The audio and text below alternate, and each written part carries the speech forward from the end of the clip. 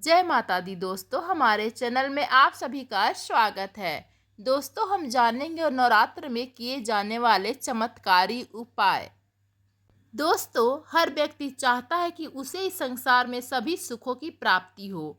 इसके लिए वह कठिन परिश्रम करता है, लेकिन कई बार लाख प्रयास करने के बाद भी उसे अपने कार्य में सफलता नहीं मिलती है। दोस्तों, शास्त्रों के अनुसार नवरात्रि के 9 दिन शक्ति से भरे हुए अत्यंत जागृत एवं माँ दुर्गा की कृपा प्राप्त करने के दिन होते हैं। इन दिनों में माँ की पूर्ण श्रद्धा से आराधना करने एवं कुछ खास टोटकों को चुपचाप करने से सभी मनोरथ अवश्य ही पूर्ण होते हैं। जानिए नवरात्रि के चमत्कारी उपाय। दाम्पत्य जीवन में परस्पर प्रेम और सहयोग के लिए नवरात्रि में किसी भी दिन एक उपाय को अवश्य ही करें। लाल या काले कुंजा के 5 दाने लेकर उसे एक मिट्टी के बर्तन में अथवा मिट्टी के दिए में शहद भरकर उसमें डुबोकर सुरक्षित रख दें। जो भी यह उपाय कर रहा हो वह अपने जीवन साथी का नाम अवश्य ही लेता रहे। इस उपाय को अपने जीवन साथी या किसी को भी ना बताएं। इस उपाय को करने से पति पत्नी के मध्य किसी भी बात पर कलह नहीं होती है, प्रेम और आकर्षण बना रहता है। दोस्तों, दूसरा उपाय है नवरात्रि की सप्तमी के दिन माँ कालरात्रि की पूजा की जाती है। माँ कालरात्रि की कृपा के लिए दुर्गा सप्तशती के 7वें और 10वें अध्याय का पाठ करना चाहिए। माँ कालरात्रि की कृपा से शत्रुओं का नाश होता है, राजद्वार मुकदमे में विजय मिलती है। दोस्तों, नवरात्रि का तीसरा उपाय है कि सप्तमी तिथि की रात में माँ दुर्गा के 32 नामों का कम से कम 21 बार जाप करना चाहिए। उसके बाद इसका नित्य जाप करें। तंत्र शास्त्र में से बहुत ही लाभकारी माना गया है। ऐसा करने से मनुष्य को भीषण से भीषण कष्टों से मुक्ति मिल जाती है। दोस्तों, अगला उपाय है नवरात्रि के 7वें दिन माँ कालरात्रि को लाल फूल अर्पित करके गुड़ का भोग लगाएं। फिर भोग लगाए हुए गुड़ का आधा भाग परिवार में बांटें, बाकी आधा गुड़ किसी ब्राह्मण को दान कर दें। इस दिन दुर्गा सप्तशती का पाठ अवश्य करें।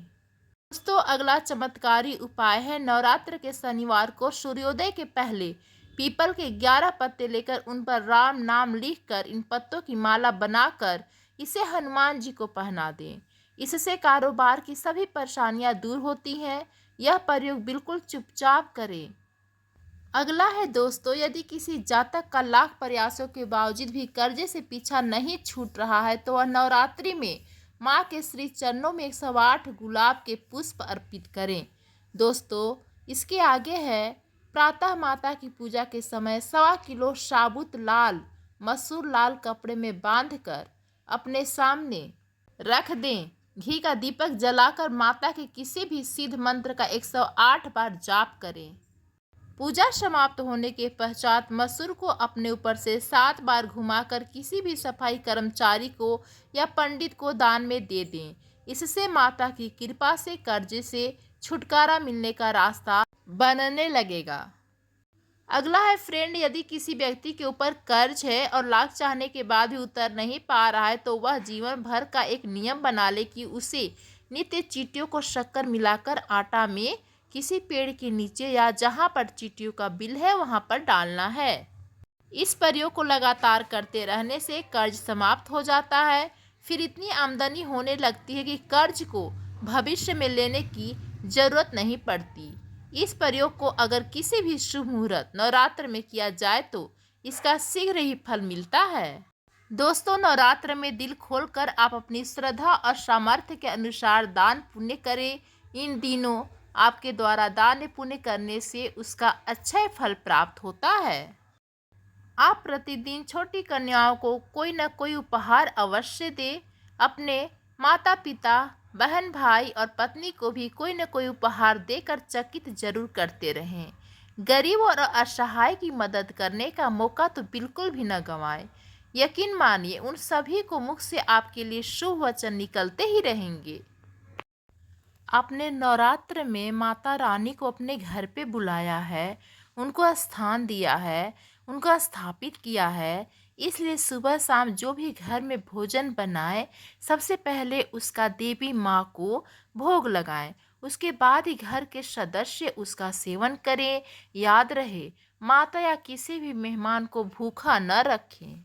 दोस्तों, नवरात्रि के समय में हमें घर के छोटे बच्चों विद्यार्थियों से माता दुर्गा को केले का भोग लगवाएं, फिर उनमें से कुछ केले दान में दे दें एवं बाकी केलों का प्रसाद के रूप में घर के लोग ग्रहण करें।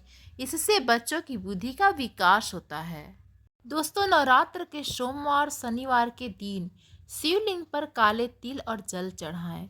यह उपाय बीमारियों से मुक्ति दिलाने वाला बहुत ही सरल और कारगर उपाय है। दोस्तों, नवरात्रि में शनिवार को संध्या काल से पहले एक सीक वाला झाड़ू खरीद कर घर में ले आएं। फिर उसी दिन या उसके अगले दिन से इस झाड़ू से घर की सफाई करने लगें। इस उपाय से घर से दरिद्रता बाहर आती है, घर में अस्थायी लक्ष्मी का आगमन होता है। दोस्तों, अगला उपाय है नवरात्रि में पड़ने वाले शनिवार को जो सीक वाला झाड़ू लाए उसकी 2 सीकों को उलट कर नीले धागे या रिबन से बांधकर घर के पश्चिम उत्तर कोने में छुपा कर रख दे। इससे घर में प्रेम का वातावरण बनता है, कलह दूर होती है। दोस्तों, आगे हम जानेंगे नवरात्रि में पड़ने वाले बुधवार को गणेश जी को प्रसन्न करने के उपाय अवश्य ही करें। गणपति जी की कृपा से पूरे वर्ष का कार्यों से विघ्न रहेंगे, दूर पूरी होगी सभी मनोकामनाएं। अपने किसी भी मनोरथ की सिद्धि हेतु नवरात्रि में आने वाले बुधवार से प्रातः शुरू करके लगातार गणेश जी को जयवृत्ति चढ़ाएं और रात्रि में सोते समय थोड़ी सी जयवृत्ति चख कर सोएं। ऐसा लगातार 21 दिन, 42 दिन या 84 दिनों तक करते रहें। दोस्तों, गणपति जी की कृपा प्राप्त करने का एक और रामबाण उपाय भी है। नवरात्रि में आने वाले बुधवार को विघ्नहर्ता गणेश जी को सुबह पूजा करते समय गुड़ और गाय के घी का भोग लगाएं।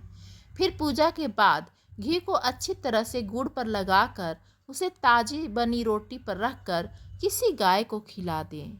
इस उपाय को करने से गणेश जी की कृपा से कुंडली के अशुभ ग्रहों के दुष्प्रभाव दूर होते हैं।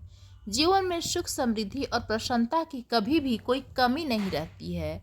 इस उपाय को लगातार 21 बुधवार तक करते रहें। दोस्तों, ये सभी उपाय आपको नवरात्र में ही करनी है। आपको जानकारी कैसी लगी हमें कमेंट करके ज़रूर बताएं। धन्यवाद फ्रेंड्स।